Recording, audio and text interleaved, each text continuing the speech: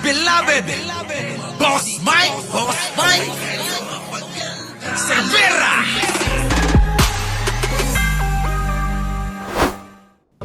Bakit po Tingnan nyo mga kababayan ng itsura ni nanay. Tingnan nyo mga kababayan kung gaano sila kahihina ang kukote. Ma'am, sorry, follow up lang. Bakit po kayo naniniwala na hindi dapat ma-impeach yung Vice President Sara? Okay. Ang tanong mga kababayan ni Kuya, paano po nyo, ano po nga inyong masasabi, bakit hindi dapat i-impeach daw si Sara Duterte?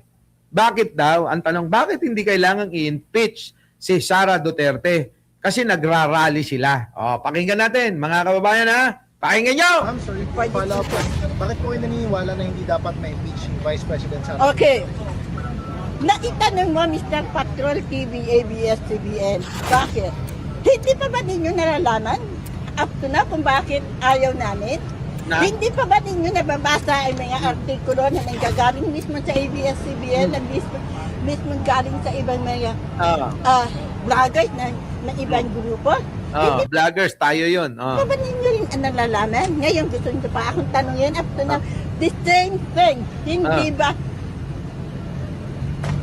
I am tired of answering all those questions. Kita nyo mga kababayan? Pag tinanong nyo sila sa kung ano yung masasabi nila at opinion nila kung bakit hindi kailangan i-impeach si Sara, hindi nila masagot. Di ba mga kababayan ko? Hindi nila masagot. Kasi mga kababayan ko, etong mga nagrarally na ito, bukod sa mahihina ang ulo, karamihan dyan, bayad. Kaya, kapag tinanong nyo sila, lutang. Kaya mga kababayan, walang pagkakaiba yan kay Sara Duterte. Nakita nyo, si Sara Duterte, lutang din mga kababayan ano pang aasahan ninyo sa kanilang mga taga-suporta? Di lulutang-lutang din. Grabe no mga kababayan. Grabe. Kita nyo? Yan si nanay, mga kababayan ko. Sumasakit na raw yung ulo niya. Paano hindi sasakit yung ulo mo? Hindi nyo naman talaga masasagot kung bakit ayaw nyong ma-impeach si Sara. Kasi mahirap sagutin yun. Mahirap sagutin na ang sagot kailangan natin na malaman yung alin? Yung pong mga katotohanan kung saan napunta yung confidential fund.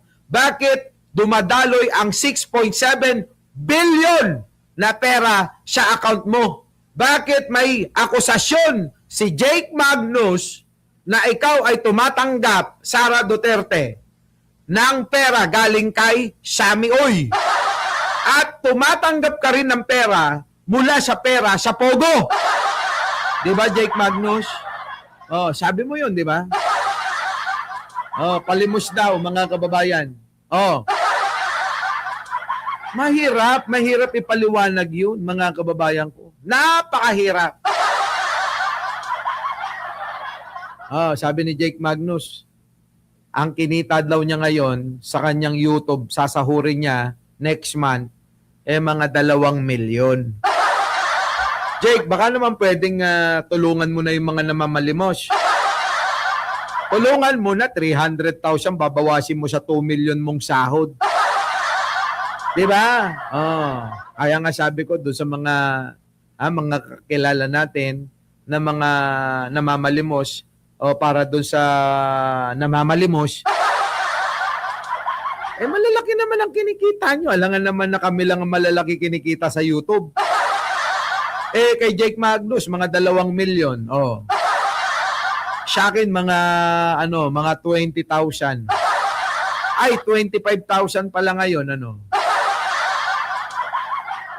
talaga, nanggagaslight ka, Jake Magnus, Sige na, sagutin mo na yung 300,000. Ipapaliwanag ko lang, hindi tulad ng mga sinasabi ng iba, hindi po sa akin mapupunta yung 300,000. Huwag nga kayong fake news, kaya ako nabubwisit sa inyo Hindi sa akin mapupunta ang 300,000.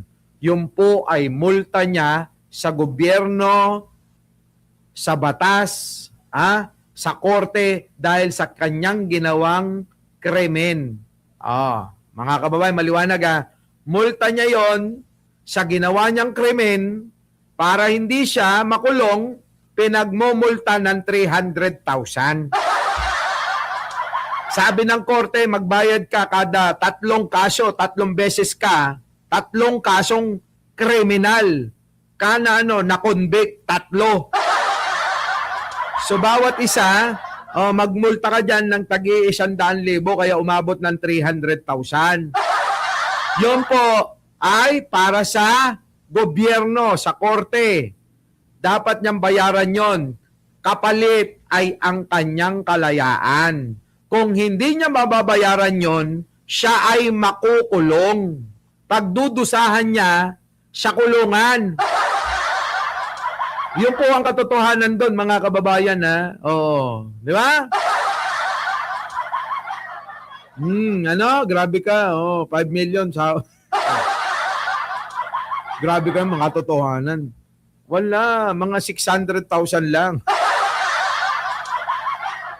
Nakuha nyo, mga kababayan ko, nakuha ninyo. O kaya yung pinamamalitan ng iba, na sa akin daw ibabayad, hindi ho, mali po.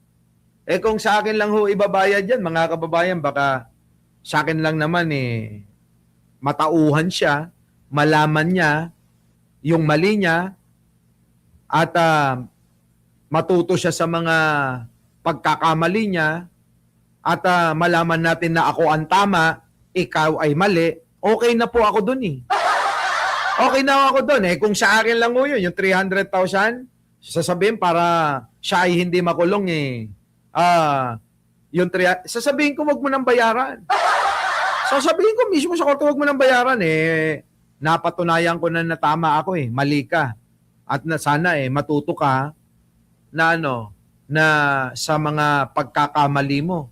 Okay na sana yun di ba mga kababayan? Okay yun. Kaya wag sana ninyong gagamitin yung pangalan ko para sasabihin nyo na mapupunta sa akin yung pera. Mali po.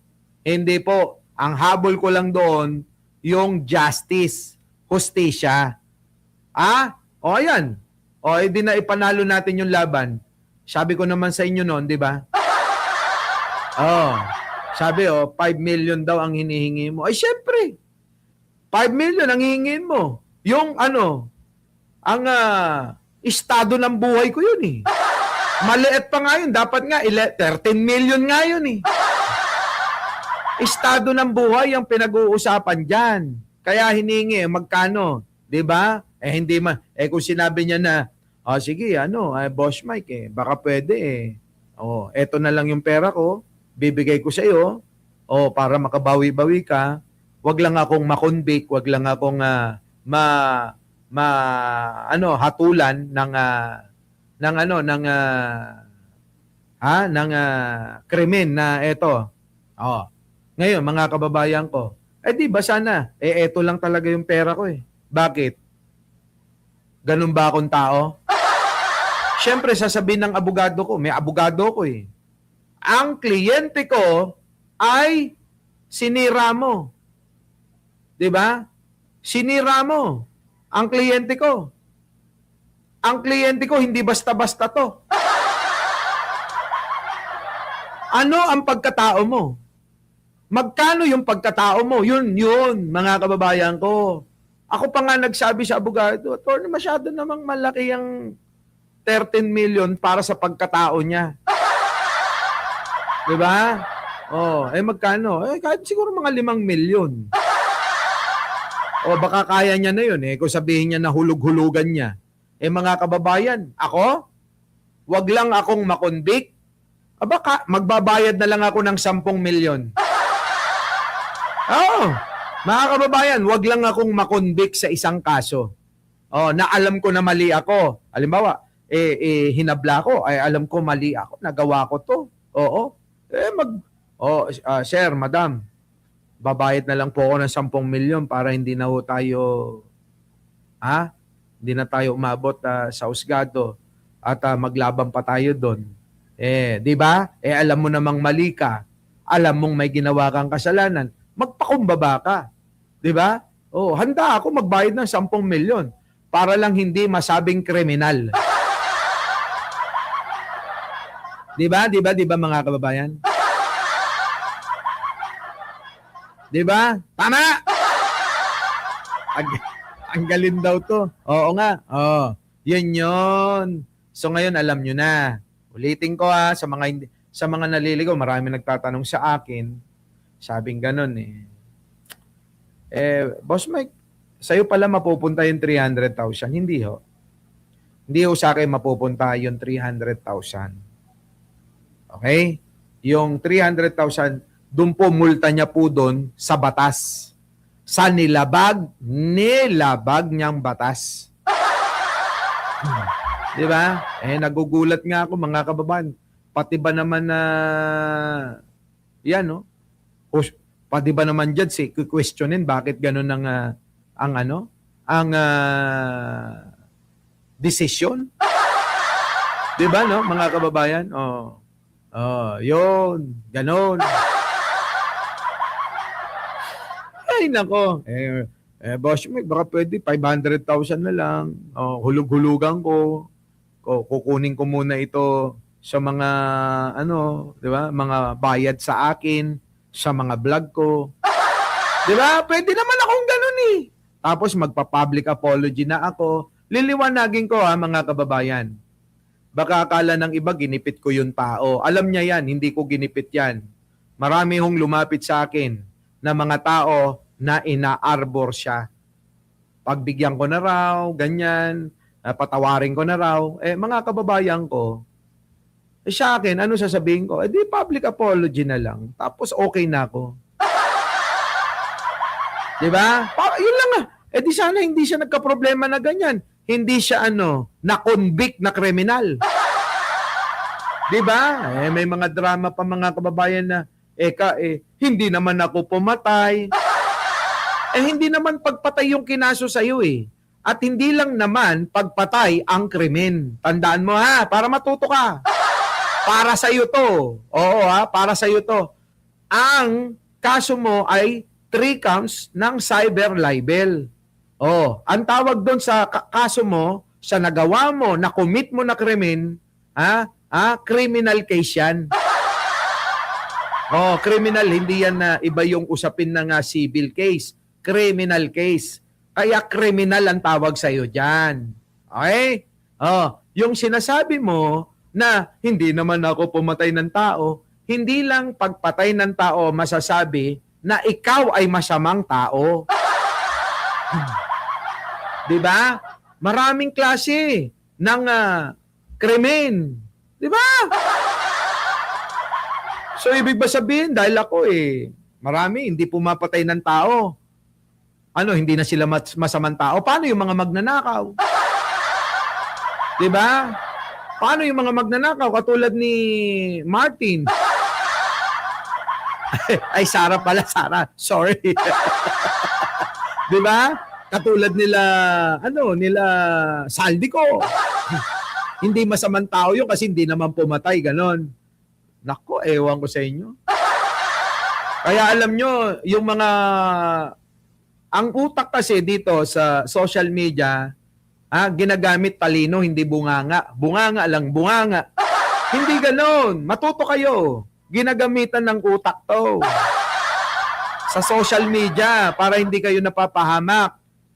Huwag yung puro lang bunganga lang ng bunganga. Tama ba, Jake Magnus? Tama? Mahihina Diba? Tapos imbis na mag-public apology na nun sabi ba sa akin, nek-nek mo. Ano ka ngayon, diba? Iyak ka. Hindi ka ba nahihiya nun? Dati, total naman, wala naman nang mawawala sa'yo Bakit? Convicted criminal ka na Kahit nga babuyin ka ni Jake Magnus ngayon, wala na Wala na. Ano pang kredibilidad mayroon ka? Wala ka ng kredibilidad. Convicted criminal ka na. Diba? Convicted criminal ka na. Dati, yabang-yabang mo. Meron akong milyon na gagamitin kay Mike Cervera. Ganun yung mga banat, meron daw ganun. Mga kababayan, Natatawa lang naman ako kasi hindi naman oo pala sagot. Kasi ang gusto ko, nandoon na sa korte, hayaan na natin gumulong yun. Eh sila mga kababayan, daldal pa rin ng daldal, ano? Eh, hindi naman natin sinasagot yun. Bakit? Eh alam naman natin kung ano yung tamang gawin. Ang tama, manahimik. O, pumokus ka doon sa sinampa mong kaso laban sa tao na inaakala mo at inaakusahan mo na mali. May mali. Diba? Ganon. Doris, sabi ganon, no? Sabi sa akin, no, neck mo! Ano ka ngayon? Diba? Sino nakakahiya ngayon? Nasaan na yung yabang mo? Diba? Hindi naman tapang ang tawag dun yabang. Diba? Wala kang tapang kasi iyaking ka naman. Ang matapang hindi umiiyak. Hindi humihingi ng limos. Hinaharap kung ano yung pagkakamali. Kung ano yung tama, ganon. Hindi yung nanlilimos, iiyak-iyak. Diba? Hindi tapang ang tawag doon, yabang. Nakuha nyo? Magkaiba ang yabang sa tapang. So yung sayo, ano yan? Yabang lang. Nakita mo? Di ba? Yung nilalabanan mo, talino ginagamit. Di ba? Baka sabihin mo na naman ginamit ang pera. Lagot ka sa judge. Tao pa ko ha!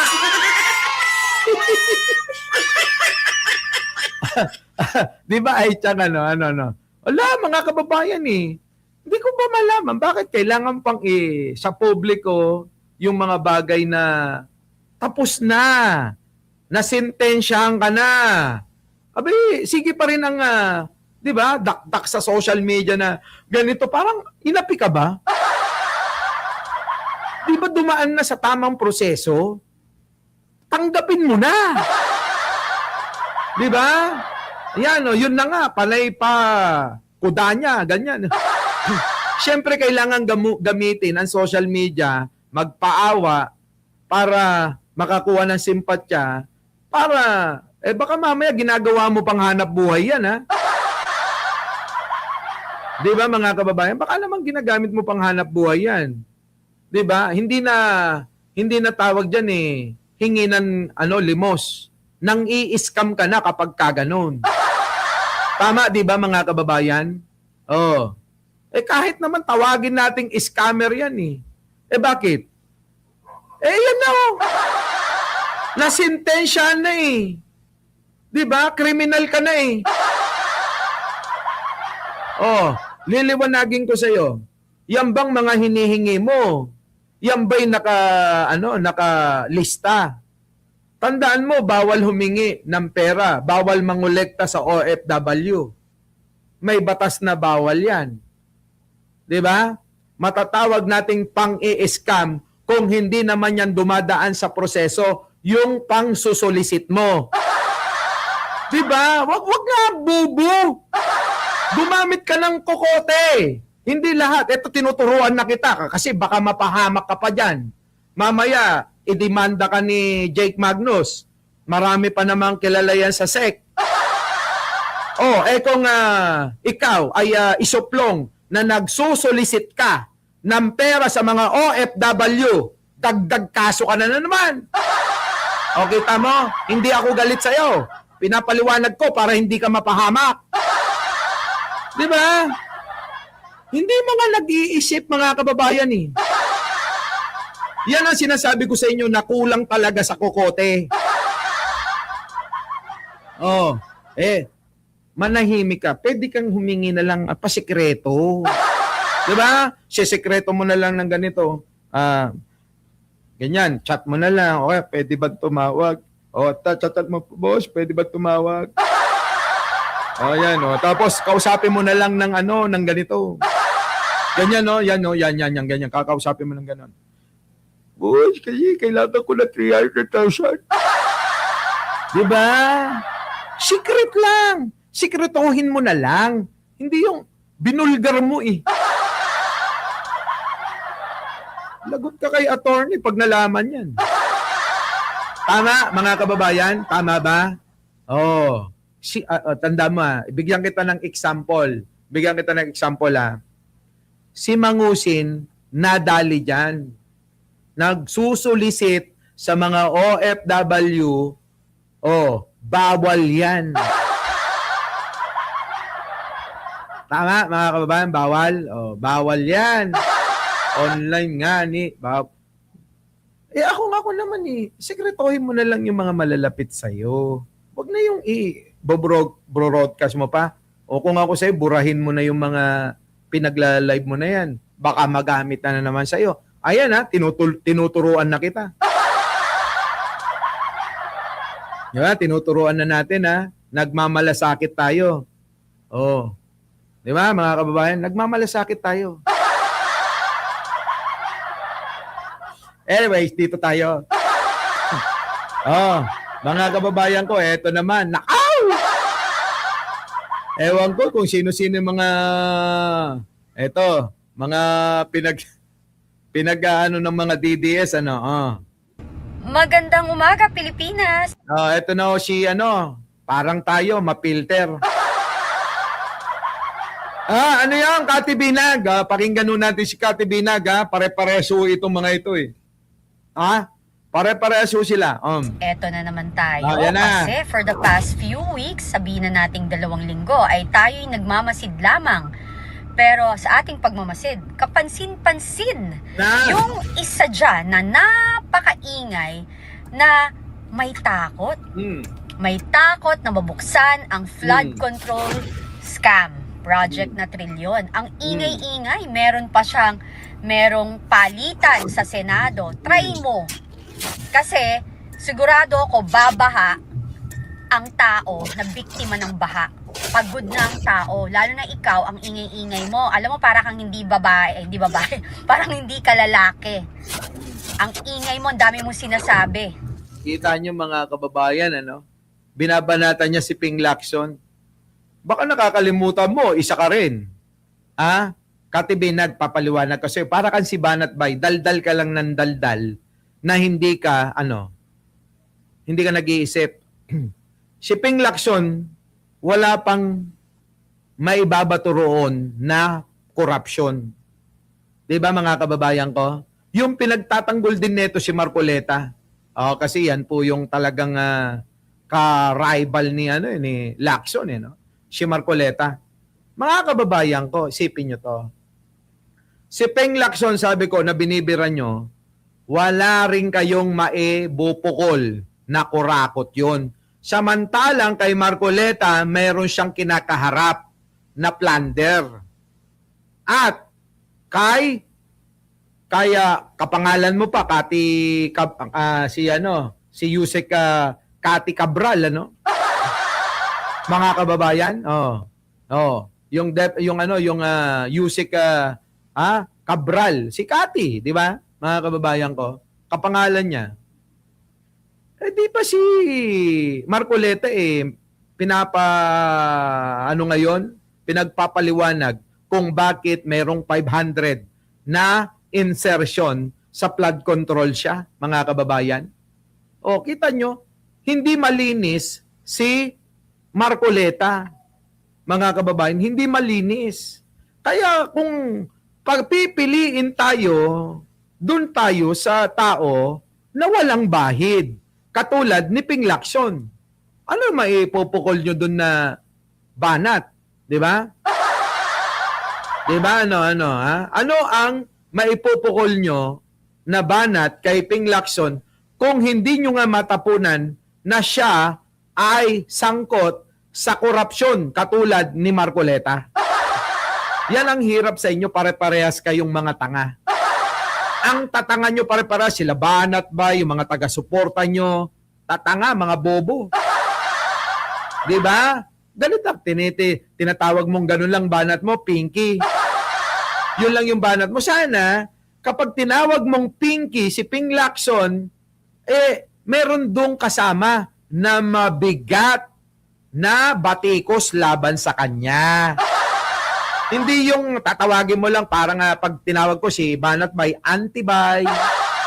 Pagka tinawag ko may kaakibat yun at kasunod na batikos na eto yung tama.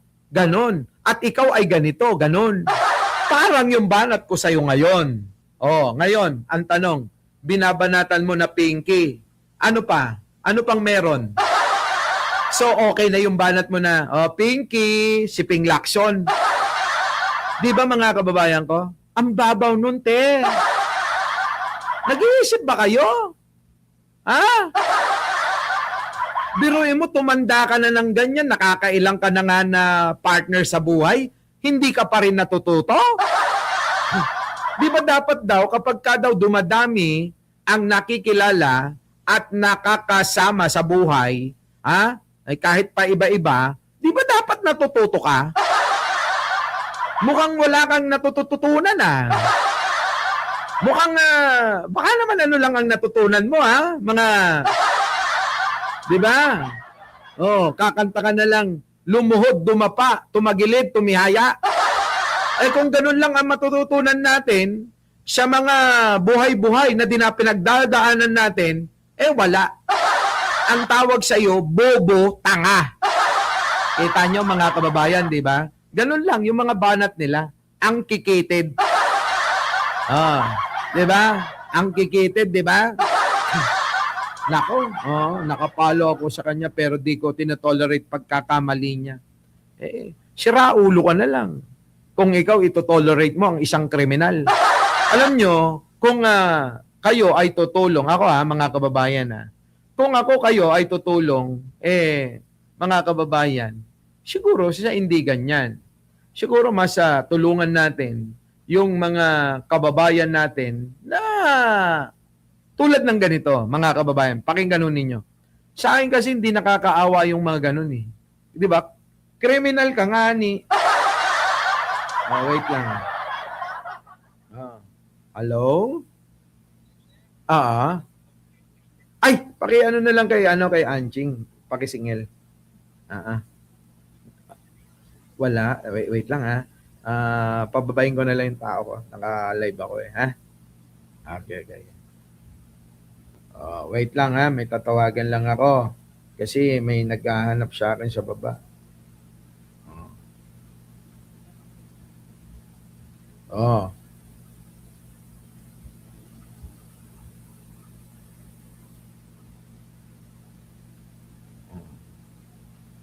Di ba? Ito mga kababayan yung dapat na kinakaawaan. Ayan Isang tulay sa Maynila nagtitiis at pilit kumakayod ang nasa 100 pamilya. Pero may pangamba sa kanilang kaligtasan, lalo ngayong magtatag-ulan. Nasa frontline ng balitang yan, si Bea de Guzman. Pansit, pampahaba ng buhay. Yan ang inihanda ni Jaya para sa kaarawan ng kanilang kapitbahay. May ulam na kami. Akin na yun sa'yo. Akin na yun. Ganito kami sa community namin. Pag may mga nag-celebrate ng birthday, nagpapaluto ng pansit. Sa ilalim ng tulay na to sa Osmeña Highway, Manila, nananahanan si Jaya at ang iba pang humigit kumulang 100 pamilya. Bagamat limitado ang espasyo, mayroon ritong koneksyon ng tubig at kuryente. Si Lola Teresita, 65 taong gulang, mahigit 4 na dekada na raw sa lugar. Kita nyo? Hindi sa kanya kung Diba? gaano kasalimuot ang buhay sa ganitong tirahan. Pero para sa katulad niyang pinagkakasya lamang ang 300 sa isang linggo, kailangang tiisin ang pananatili rito. Kita nyo mga kababayan, yan yung mga tinutulungan at deserve matulungan. Hindi po yung mga tao na kriminal na nga, tinutulungan nyo pa. Parang si Digong, kriminal na nga ni, natutulungan pa. Sakit sa ulo, di ba mga kababayan? Yan yung mga kawawan tao. Yan yung mga tinutulungan. Yung mga may sakit, katulad ni Takero, yun dapat ang mga tinutulungan. Yung mga may sakit. Di ba? Kasi, yun mga ganyan mga kababayan. Kailangan natin na tutulungan kasi syempre hindi na nila kayang magtrabaho, hindi na nila kaya yung sarili nila o kaya 'di ba? Pero kung tutulong ka sa kriminal, buang ka. Di ba? Dapat ka na rin magpa-check up. Pero alam mong kriminal, tutulungan mo. Ganito mga kababayan. Hindi ako umasa. Ako nagsisikap ako sa sarili ko. Kahit isang bandera, mamalansya. Gusto ko na rin umalis din sa lugar na to. Kaya nga, di ba? Hindi biro ang panahon dito sa tuwing nariyan na ang tag-ulan. Baha, mahabot ako din. Kita nyo mga kababayan, tingnan nyo yung nila, bahay nila nasa ilalim ng tulay, di ba? Dito, pag bagyo talagang Basta ako. ano ba yung mga gamit nyo? Naipapanik po namin sa taas. Si Jaya hindi maiwasang mangamba lalo na't nagsimula na ang habagat season at napansin din nilang mas mabilis nang bumaha ngayon kumpara noon. Kami talaga yung nasa endanger na area. Ngayon, talagang na-observe namin na mas lumala. Kasi, dati naman, Ayan, sabi ni Jose Dakota, Boss Mike, huli na si Jinggoy, naglabas na ng bagong warrant ang Santakaw.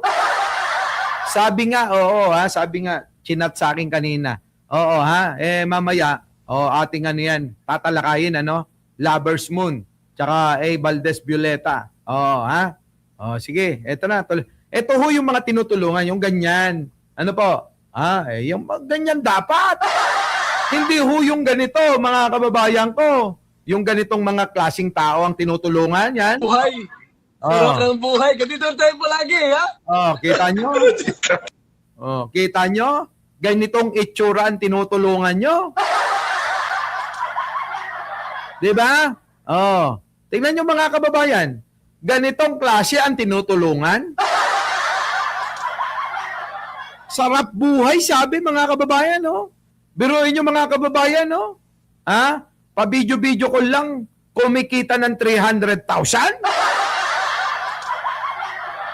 Diba?